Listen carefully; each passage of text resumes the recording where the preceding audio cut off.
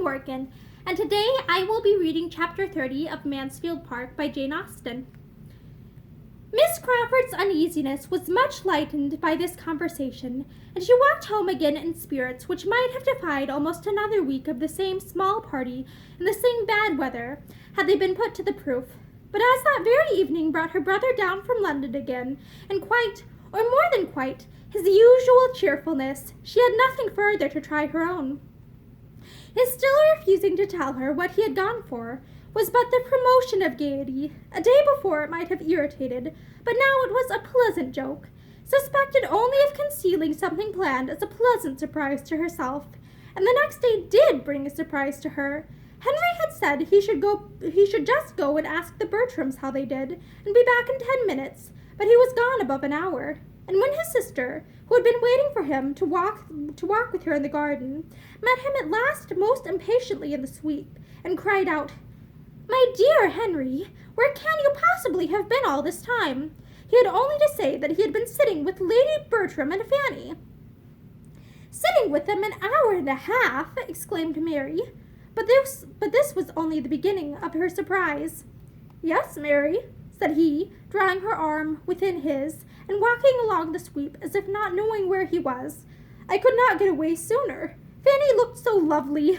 I am quite determined, Mary. My mind is entirely made up. Will it astonish you?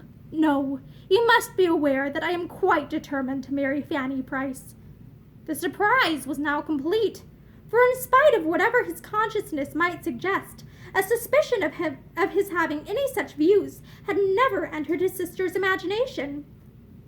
And she looked so truly the astonishment she felt, that he was obliged to repeat what he had said, and more fully and more solemnly. The conviction of his determination once admitted, it was not unwelcome. There was even pleasure with the surprise. Mary was in a state of mind to rejoice in a connection with the Bertram family, and to be not displeased with her brother's marrying a little beneath him. "Yes, Mary," was Henry's concluding assurance, "I am fairly caught. You know with what idle designs I began. But this is the end of them. I flatter myself, made no inconsiderable progress in her affections, but my own are entirely fixed." "Lucky, lucky girl!" cried Mary as soon as she could speak. "What a match for her! My dearest Henry, this must be my first feeling.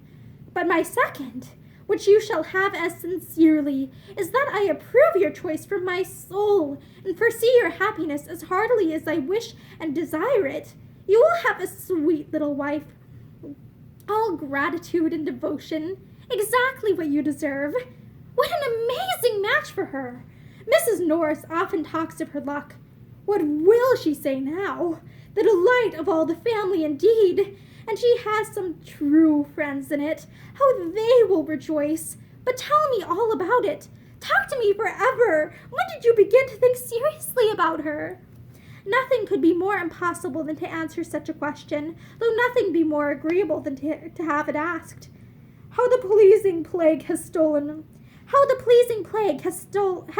on him, he could not say, and before he had expressed the same sentiment with a little variation of words 3 times over, his sister eagerly interrupted him with, "Ah, my dear Henry, and this is what took you to London. This was your business. You chose to consult the Admiral before you made up your mind." But this he stoutly denied. He knew his uncle too well to consult him on any matrimonial scheme. The Admiral hated marriage, and thought it never pardonable in a young man of independent fortune. "When Fanny is known to him," continued Henry, "he will dote on her. She is exactly the woman to do away every prejudice of such a man as the Admiral, for she is exactly such a woman as he thinks does not exist in the world. She is the very impossibility he would describe, if indeed he has now delicacy of language enough to embody his own ideas. But till it is absolutely settled beyond all interference, he shall know nothing of the matter. No, Mary, you were quite mistaken. You have not discovered my business yet." Well, I am satisfied. I know now to whom it must relate, and I'm in no hurry for the rest. Fanny Price! wonderful that Mansfield should have done so much for, that you should have found your fate in Mansfield. But you are quite right. You could not have chosen better. There is not a better girl in the world, and you do not want for fortune. And as to her connections, they are more than good. The Bertrams are undoubtedly some of the first people in this country. She is a niece to Sir Thomas Bertram. That will be enough for the world. But go on, tell me more. What are your plans? Does she know her own happiness? No. What are you waiting for? For very little more than opportunity. Mary, she is not like her cousins, but I think I shall not ask in vain. Oh, no, you cannot. Were you even less pleasing, supposing her not to love you already, of which, however, I can have little doubt. You would be safe. The gentleness and gratitude of her disposition would secure her all your own immediately. For my soul, I do not think she would marry you without love. That is, if there is a girl in the world capable of being uninfluenced by ambition. I can suppose it her. But ask her to love you, and she will never have the heart to refuse.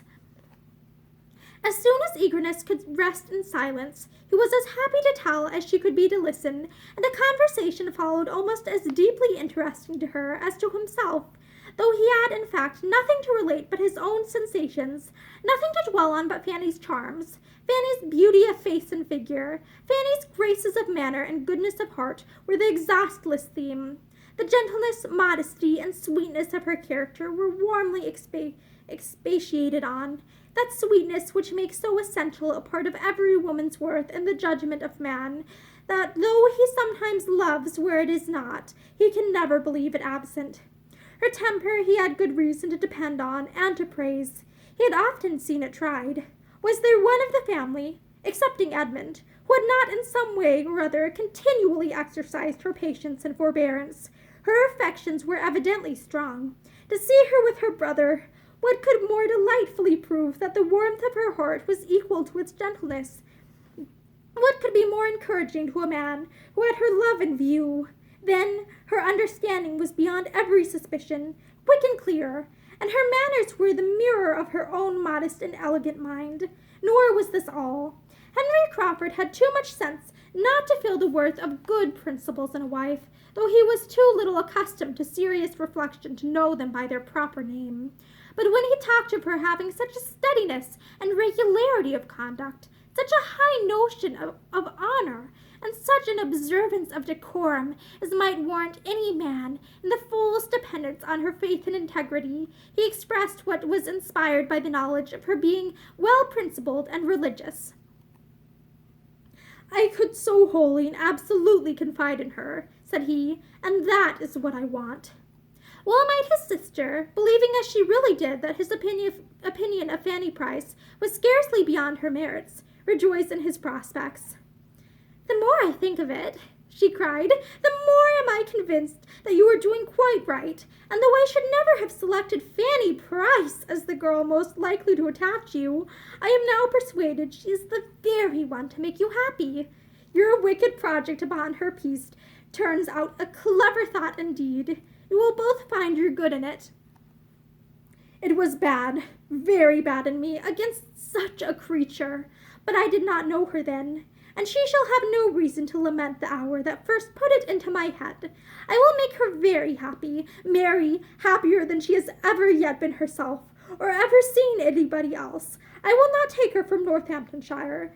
I shall let Everingham, and rent a place in this neighborhood, perhaps Stanwix Lodge. I shall let a 7 years' lease at Everingham. I am sure of an excellent tenant at half a word. I could name 3 people now who could give me my own terms and thank me.